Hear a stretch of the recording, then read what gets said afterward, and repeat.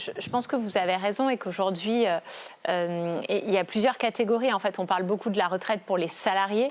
Parce que c'est quand même la majeure partie aujourd'hui, en tout cas de la population active, et on voit bien que finalement ça ne suffit pas et qu'un certain nombre d'activités, on peut dire alternatives, je pense qu'il a le statut peut-être d'auto-entrepreneur, se sont développées. Et il y a beaucoup de professions en fait qui sont aujourd'hui dans le statut d'auto-entrepreneur. Il faut arriver à distinguer le métier, ce qu'on fait, ce qu'on fabrique ou ce qu'on fait chaque jour, et le statut en fait qui permet de cotiser. Et on parle de la retraite, mais on pourrait parler aussi de la protection sociale, en fait de la sécurité sociale. Et du coup, s'il est en maladie aussi aujourd'hui, il n'est pas protégé, en tout cas moins qu'un salarié.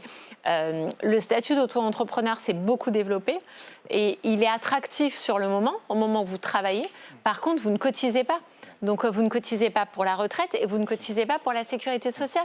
Tant que vous êtes en bonne santé et que vous travaillez, tout va bien. Mais le jour, et évidemment, je ne lui souhaite pas, où il lui arrive quoi que ce soit, où il a un accident, s'il est VTC, il a un accident de voiture, il ne peut plus travailler, il a mal au dos, en fait, il n'est pas couvert.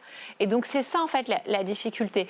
Et l'autre difficulté pour nous en tant qu'État, pour le système en fait de protection sociale et son financement, ce sont des cotisations en moins.